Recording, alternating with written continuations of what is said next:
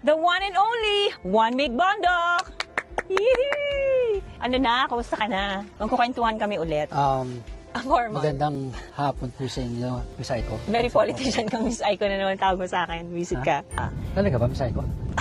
Napapanilig kang may Miss Aiko all throughout. Gagi ka. Anyways, di ba, ang naging famous talaga sa kanila, tumatak sa utak nila talaga was hindi tayo nagsiputan sa Subic. Yes. So kaya natin naisipan na pumunta dito sa Haya Nature Resort is because we want to put an end to that long-running love story in Subic. Gusto natin na magbigyan na ng closure yon and start ano. Kung mo ako tawagin Miss Aiko, ano? Tama ka nung ganan. Tapos, Pwede na ba? ito na nga, ito na yung gusto natin sabihin sa kanila. Kasi kami, we both read comments. Ako dati hindi ako nagbabasa ng comments talaga. Only pagka kunyari sinabihan ako ng staff ko na may kailangan ako ayusin sa work ko. And also, when I'm being messaged, doon ako nag-message. Regardless kung positive or negative yan, I always say thank you. Doon naman sa mga bashers, we all know naman na hindi mawawala yan. And then, hindi naman kami magiging relevant din kung hindi nyo kami binabash. So, ibig sabihin lang nun, sabi ko sa kanila, kung binabash nila tayo, at least, ibig sabihin, pinanood nila tayo.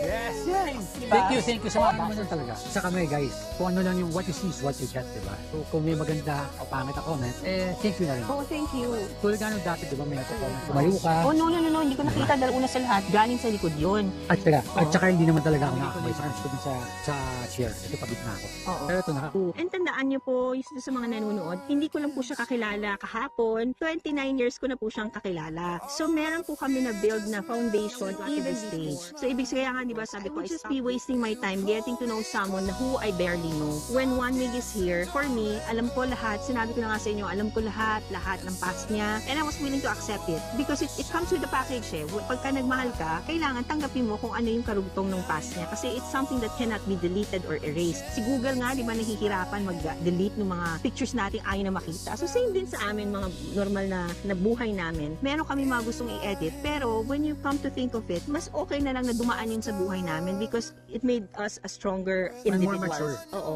More mature individual. Kasi this past few years, syempre, galing kami sa mga relationships a lot. Yeah. Diba? Nag-mature kami, naging pasensyoso kami. Mas alam na namin kung paano handle ang isang relationship, diba? Kasi syempre, we both came from a... Well, not so nice relationship. Yeah. Oo. Kasi for every endings, there's new beginnings. So we look forward to the new beginnings that God has given us. Always remember, not everyone is being blessed by God for another chance. Kasi marami dyan yung tuluyan na naghiwalay, hindi nagkabalikan ni God o ni Lord Jesus ng pagkakataon na hindi namin nagawa dati. So yun. So iingatan namin to. And na-appreciate din namin yung mga comments ninyo saying na I'm happy kayo para sa amin kasi yun ang nagiging fuel namin to make this right and to make this better. At saka guys, hindi naman ito nagkakilala lang kami kahapon. Diba? Ganito na kami ka-close. No, it took us 29 years and what, 8 months? Diba? Kasi nung nagkaroon naman tayo ng pagkikita ng fourth time, hindi naman talaga tayo kagad nagkita. Yeah. It was 8 months.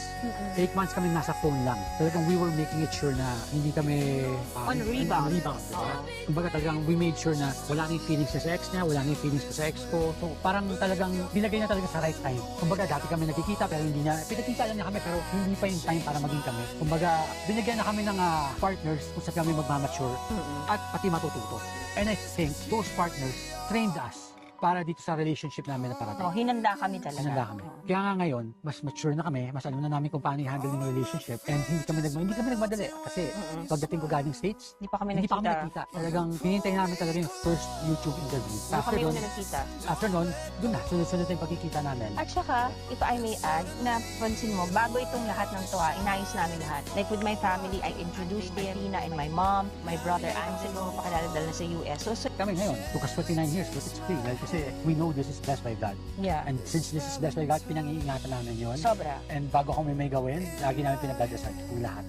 Bago matulog, bago kumain, and we stick to yung pinag-usapan namin na pagka may konting argument, hindi namin pinatatagal. Kumbaga, hindi kami natutulog ng may problema. Inaayos namin kagad. Kasi pag pinatagal nyo yan, magdidrift lalo yung feelings sa isa't isa, lalayo. So yun ang iniiwasan namin. And we pray. Siyempre, iba pa rin yung guidance na ni God. So, ayun. So, yung inintay nyo, ikaw na. The questions that they've been asking us is kung tayo na ba? Yeah. Kaya na nga ba? Ayun. Well, Binate lang nila. actually kasi, di ba, sabi nga niya, di ba, nung last time natanong ako sa kanya, will you be my girlfriend? Sabi niya, abangan natin yan sa susunod na vlog. So ngayon guys, tatanong ko na, ito na naman, may maririnig. Us that you really want the truth, the ano So na. we just give you the truth. Oo, so ito na yun, ito na yun. And we're happy, at least happy kayo. Yeah. Yun lang naman ang sa amin. Basta happy kayo, happy kami. Correct. So it's official, yun na yun. So I'm pretty sure alam niyo naman, so it's official. Han, Ano honey? so okay ako. So, ano ko na rin, parang official na rin. Walang oversharing to guys. We just want to, gusto ko lang makita niyo. I-reenact mo. I-re-enact ko lang. Para sa inyo. Hindi para sa amin, para sa inyo. Diba? So, Han,